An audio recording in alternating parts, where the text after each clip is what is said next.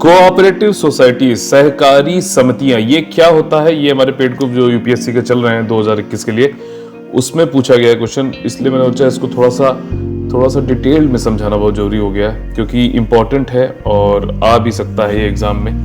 ठीक है, यूपीएससी वैसे भी आप लोग से जो भी करंट अफेयर चल रहा होता है उससे रिलेटेड बेसिक पूछ लेता है कि वो जानना चाहता है कि कितना आप डीप में जाके अंडरस्टैंडिंग आपकी बन रही है। ठीक, तो कोई भी क्वेश्चन हम लोग करते हैं तो हम लोग पहले क्या समझना चाहिए हम लोगों को, क्योंकि कोई भी डेटा है उसको मीनिंगफुल बनाने के लिए हमें समझना चाहिए कि वो आया क्यों है। ठीक है ना, तो वाई जानेंगे, इसमें वॉट जानेंगे, ज्यादा लंबा नहीं, और इसमें जो है एग्जाम्पल्स क्या क्या है कोऑपरेटिव सोसाइटी के। ठीक, पॉलिटी का क्या एंगल है वो यहाँ पे समझ लेंगे, पॉलिटी से राज्य व्यवस्था, भारतीय राज्य व्यवस्था में कोऑपरेटिव का क्या एंगल है, और आखिरी में क्रिटिसिज्म देखेंगे। ठीक, तो इस तरीके से हम लोग आगे बढ़ेंगे। देखिए, पहला समझ लेते हैं कि क्यों आया। कोऑपरेटिव सोसाइटी का भारत में लाने का सबसे बड़ा उद्देश्य यह है कि हमारे पास है रिसोर्सेस कम। ठीक, रिसोर्सेस कम है, इंडिविजुअल जो है उनके पास कैपेसिटी है कम, उनकी कैपेसिटी है कम, लेकिन इन सबको जोड़ के हम बड़ी कैपेसिटी का जो है एक ऐसा ऑर्गेनाइजेशन बनाना चाहते हैं ताकि उससे जो है ऑप्टिमम यूज करते हुए अच्छी तरीके से मैक्सिमम मतलब रिसोर्स का यूटिलाइजेशन करते हुए हम जो है मैक्सिमम बेनिफिट ला सके, पॉवर्टी को भारत में खत्म कर सके। मेनली रूरल डेवलपमेंट के लिए चालू हुआ था। ठीक, तो रूरल डेवलपमेंट एक एंगल भी है, लोगों का सोशल अपलिफ्टमेंट भी हो। ठीक है ना, कोऑपरेटिव सोसाइटी से क्या है कि लोगों का सोशल, सामाजिक जो है सुधार होना जरूरी है, इकोनॉमिक सुधार होना जरूरी है, जैसे कि अमूल, और अभी मैं बताऊंगा एग्जांपल्स, और कल्चरल भी होना चाहिए। ठीक, तो ये सारी चीजें जो थी, इसकी वजह से मेनली जो है आपका लो कैपेसिटी और कम रिसोर्स, स्कार्स रिसोर्स होने की वजह से, और उसका ऑप्टिमम यूटिलाइजेशन हो। ठीक है ना, और डेवलपिंग इकोनॉमी है, हमारी विकासशील देश है हम लोग, तो उसके लिए वैसा ऐसा नहीं कि सिर्फ इंडिया में कोऑपरेटिव सोसाइटी है, पूरे वर्ल्ड में है ये चीज। ठीक, लेकिन जो है इंडिया में इसकी क्या जरूरत है वो मैंने आपको यहाँ पे बताई है। ठीक है, तो इसी में ये समझ लेते हैं कि अब आगे की पॉलिटी में क्यों इसको लाया गया, क्या है। उससे पहले कोऑपरेटिव सोसाइटी है क्या चीज। कोऑपरेटिव सोसाइटी देखिए कुछ नहीं है, मैं आपको ये बताता हूँ कि जैसे इंडिविजुअल्स हैं अलग अलग, जिनके पास कम जो है कैपेसिटी, लिमिटेड कैपेसिटी के रिसोर्सेज हैं, ये लोग मिलके इन्होंने क्या किया कि एक ऑटोनोमस, ठीक है ना, स्वायत्त, जहाँ पे हिंदी जो थोड़ी सी टफ, आपको इंग्लिश वर्ड टफ लगेंगे, वहां मैं हिंदी जरूर बताऊंगा आप लोगों को। ठीक, ऑटोनोमस बॉडी,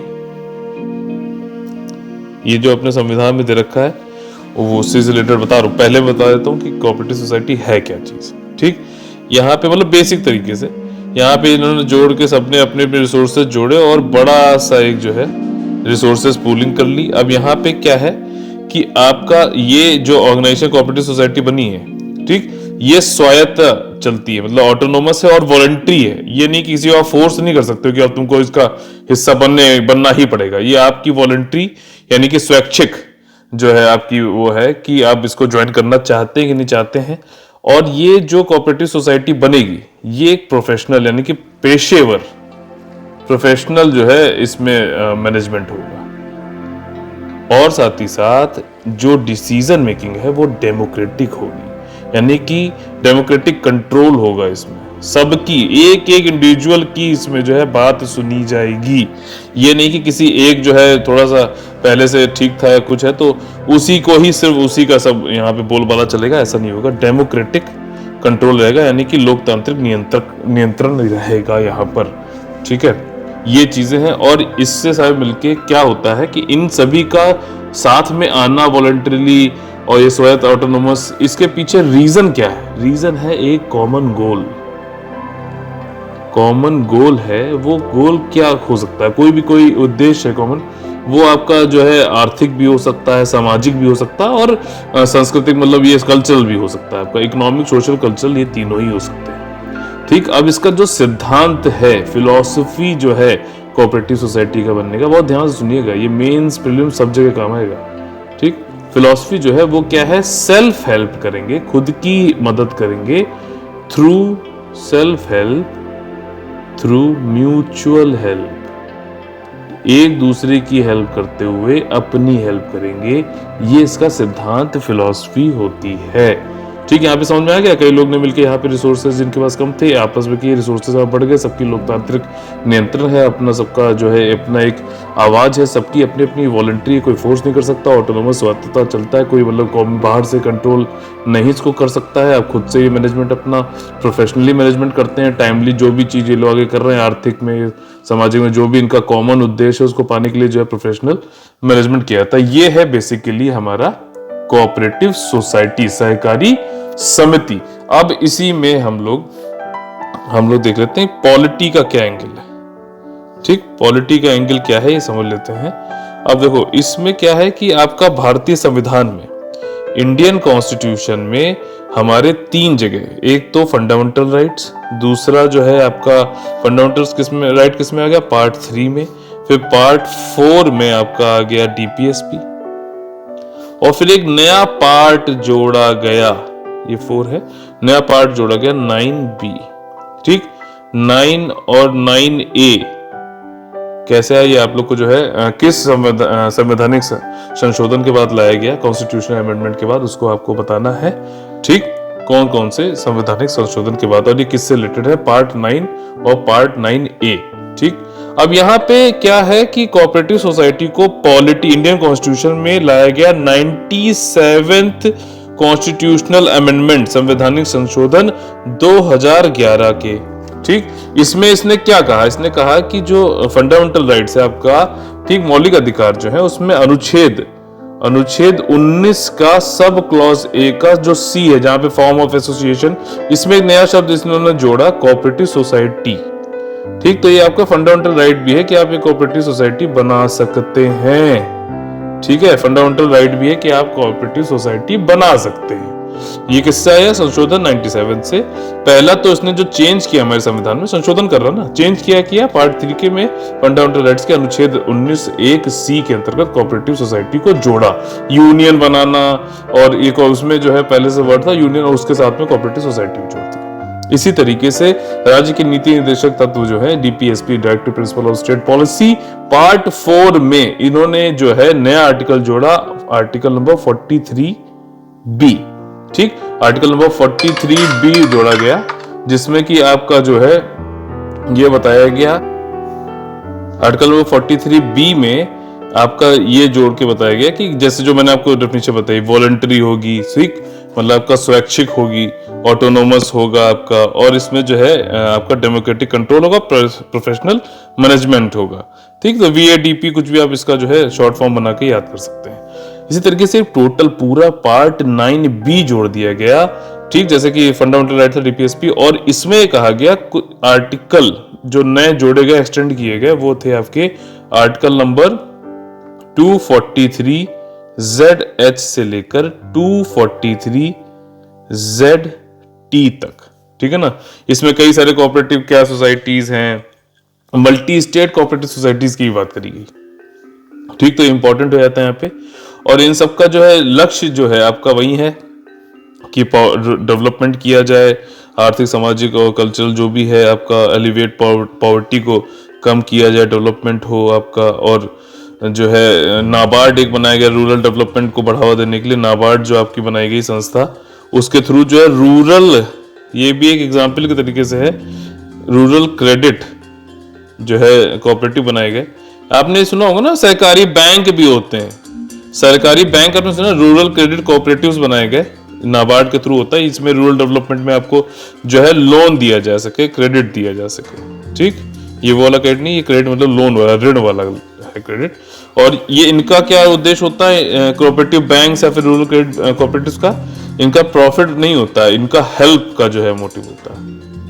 ठीक, तो ये अब जो है क्या होता है, पॉलिटिकल एंगल भी आपने समझ लिया। अब यहाँ पे हम लोग इसका एग्जाम्पल समझते हैं। कुछ एग्जाम्पल है बहुत ही ज्यादा इंपॉर्टेंट, सो उनको बताऊंगा ताकि आपको ध्यान में रहे। लेकिन कई सारी फील्ड में होता है, ऐसा नहीं है कि एक पर्टिकुलर उसी फील्ड में हो। जैसे आपने बहुत चर्चित एक एग्जाम्पल सुना होगा, यहाँ पे आप लोग को थोड़ा सा एक कंफ्यूजन भी होगी, शायद आज क्लियर हो जाएगा कि अमूल जो है क्या वो कोऑपरेटिव सोसाइटी है? नहीं, अमूल जो है वो एक ट्रेडमार्क है। जो यूपीएससी का GS3 का पेपर होता है उसमें ट्रेडमार्क करके इंटेलेक्चुअल प्रॉपर्टी वाले क्वेश्चन है, उसमें एग्जांपल आप दे सकते हो। अमूल एक ट्रेडमार्क है जिसका फुल फॉर्म होता है आनंद मिल्क यूनियन लिमिटेड। और ये जो है किस कोऑपरेटिव के द्वारा चलाया जाता है? ये चलाया जाता है Gujarat cooperative of milk products. ठीक, मिल्क प्रोडक्ट्स। तो कोऑपरेटिव कौन सा है? ये है कोऑपरेटिव, इसका ये ट्रेडमार्क है। ज्यादातर लोग अमूल को बोल देते हैं। इसी तरीके से और भी कई सारे, जैसे मिल्क से हो गया, वैसे ही देखिए एक है आपका इफ्को। इफ्को है ना, इंडियन फार्मर्स फर्टिलाइजर कोऑपरेटिव। ठीक, ये फर्टिलाइजर उर्वरक से है। इसी तरह से क्रिबको भी है। क्रिबको ये भी आपका जो है क्या है, ये फर्टिलाइजर से रिलेटेड ही, ये भी एक आपका जो है कोऑपरेटिव सोसाइटी है। इसी तरीके से आपका जो है हॉर्टिकल्चर का इंडियन कॉफी हाउस है। कई जगह हो सकता है, मतलब अब तो ये आपका मौलिक अधिकार है ना। ठीक है, इसी तरीके से आपका कर्नाटका मिल्क फेडरेशन है। आपका जो है पहले आपने सुना होगा लिज्जत पापड़। लिज्जत पापड़, तो इसका आपको ये बताना कि ये तो एक प्रोडक्ट था लिज्जत पापड़, इसका कौन सा वो श्री महिला गृह उद्योग, चलो बता देता हूँ, श्री महिला गृह उद्योग लिज्जत पापड़, ये इसका था। ठीक है, इसी तरीके से आपका जो है केरला दिनेश बीडी वर्कर, आप देखो बीडी भी है, bidi worker central cooperative society. ठीक है, आपका जो है अन्योन्य कोऑपरेटिव बैंक लिमिटेड। ठीक, तो इस तरह के कई सारे इसके एग्जाम्पल हो सकते हैं अलग अलग फील्ड में। अब इसके कुछ जो है भाई, जब कोई चीज आती है तो उसके पॉजिटिव और निगेटिव्स भी होते हैं। ठीक, और निगेटिव्स का यही है कि आपका जो है कई लोग जो है अपने पर्सनल गेन के लिए इसमें जुड़ जाते हैं। ठीक, कई लोग जो है इसमें आपका टाइमली इलेक्शन नहीं होना, इसमें इलेक्शन और ये सब भी चीजें, टाइमली इलेक्शन ना होना, कोई मीटिंग ना होना, साइड डिसीजन विदाउट मीटिंग ही ले लेना। ठीक है, डेमोक्रेसी मतलब नहीं है यहाँ पे।